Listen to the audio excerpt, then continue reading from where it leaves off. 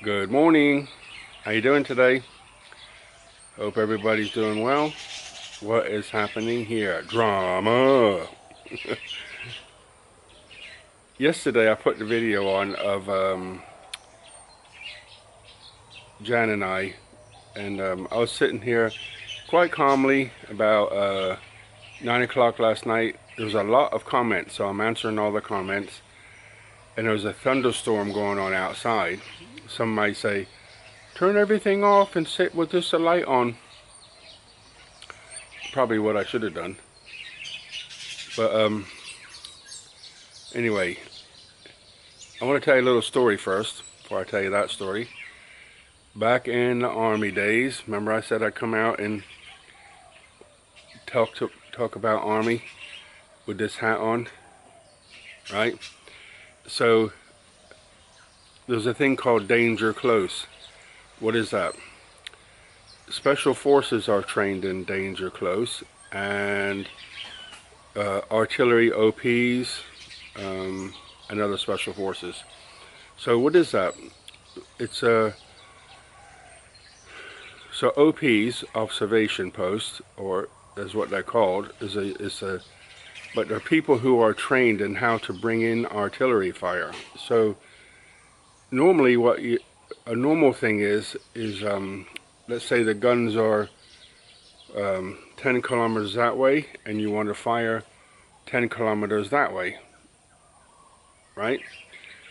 And there's a hill or a tree, or maybe not a tree, but a hill or somewhere where you can see the other side, the enemy.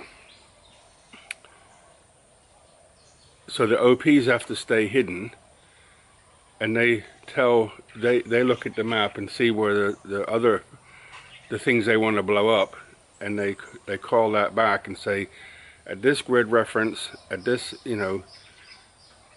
whatever the details, the best details they can do, and then they send that to the command post, and the command post sends it to the guns, and the guns use that data and fire, right?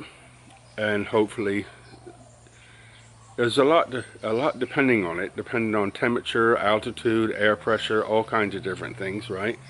Wind. So calculations have to be made, and they'll say drop 100, add 200, left 50, whatever. So but special forces are trained for the same thing, and but it's called danger close this time. It means they go behind enemy lines and dig into a hole on a bank or a mountain or something and sit there for weeks inside a hole watching. So they train for this, right? And then sometimes you have to bring the artillery in, like right on top of you, and it's called danger close. So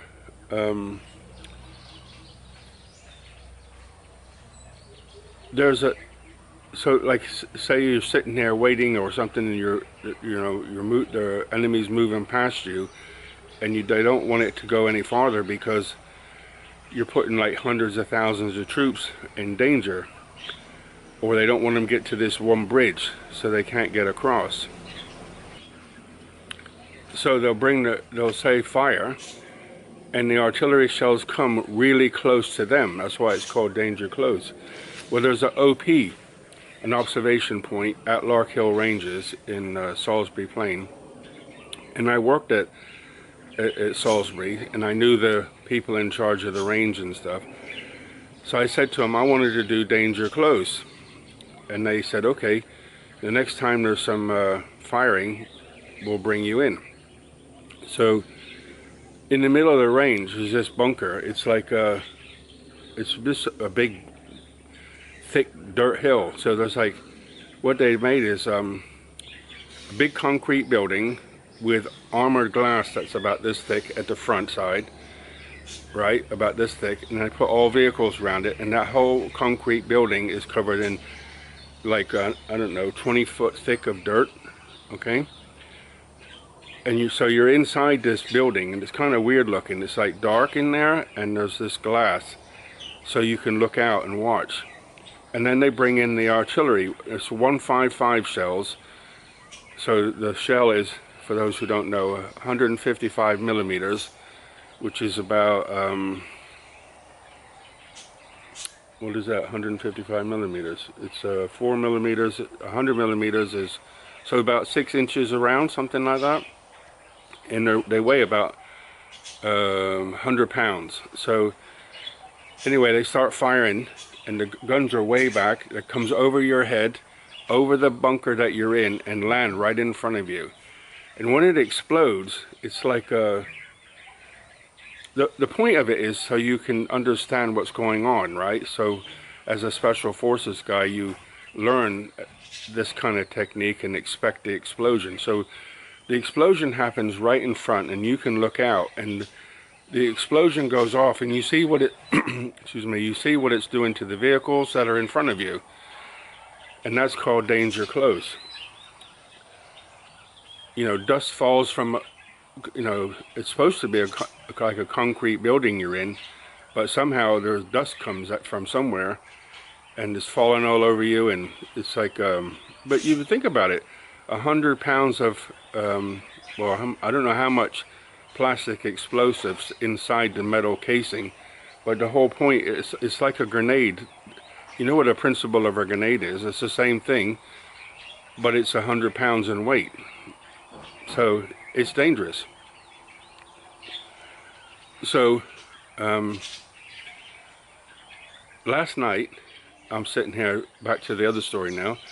Last night I'm sitting there doing the comments, and it was lightning, but it was, you know, off in the distance sort of thing.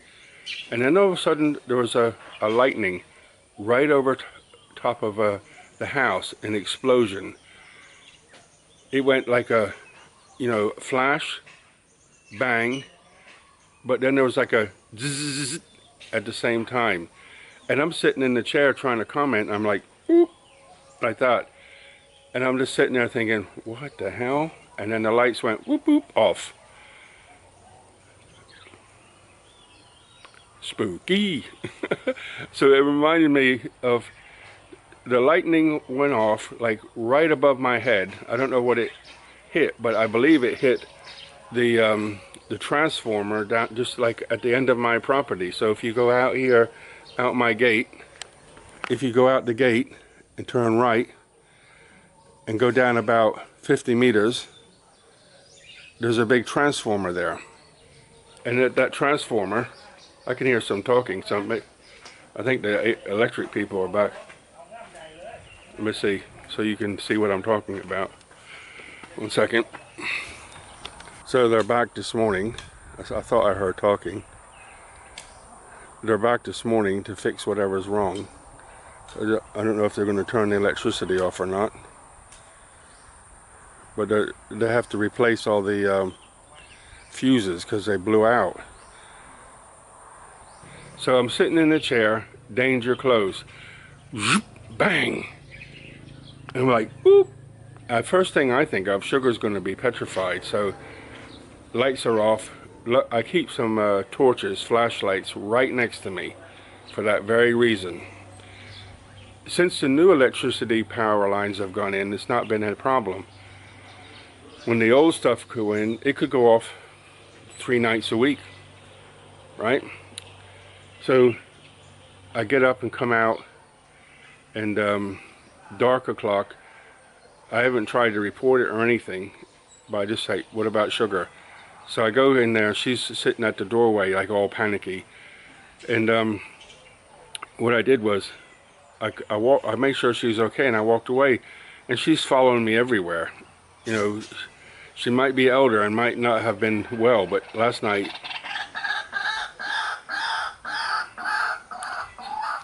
you know who that is. So just wait a minute and I'll give you something. Wait, okay? So, distractions. Breathe. So I walked away and come out, and it's still raining. She's running all around with me. So I took back to the workshop and closed the door. Dude. Closed the door so she stayed inside. Then went up to the road to see what's going on. Nothing. everything's dark. So I called the electric company, sat there patiently waiting, and then the guys come. Here's a little video clip of them last night.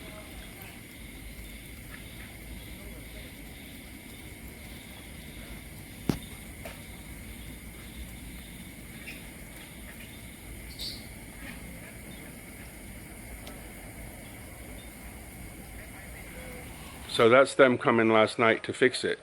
They put the electric on.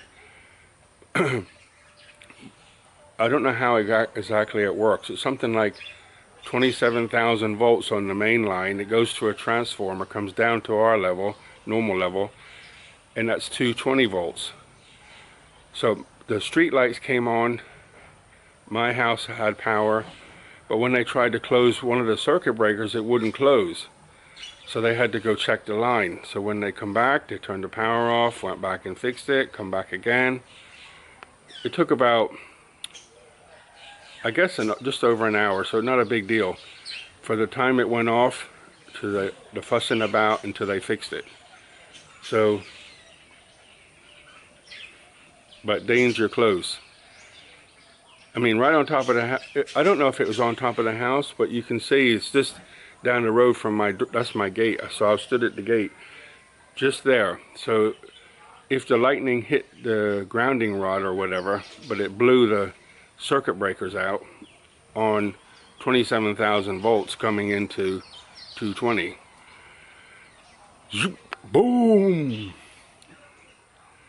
Like, oh. So I am a little bit shocked. Not electricity-wise, emotionally, but everything's okay this morning. Just a little bit tired because for some reason, I guess it's still in my mind, and I didn't sleep too good. Anyway, so that's the story of danger close. Going in an OP on the artillery ranges and watching them shoot right at you. I mean, literally, from the glass to the vehicles, 40 meters, less than 20, 30 meters, something like that. You know, just like a normal group of army vehicles, and the artillery is coming in to blow it up. And they did. And you're inside. It's kind of a shock, but it's cool, very cool. The only other thing I experienced that would top that maybe was, I used to belong to a unit that fired theater nuclear weapons, and we used to train in the Outer Hebrides and fire the Lance missile system. There's a fuel and an oxidizer, and you're not going to believe this. I still remember it way back from when I was like 20 years old. The fuel was UDMH, unsymmetrical dimethylhydrazine, and the oxidizer was ERFNA, inhibited red fuming nitric acid.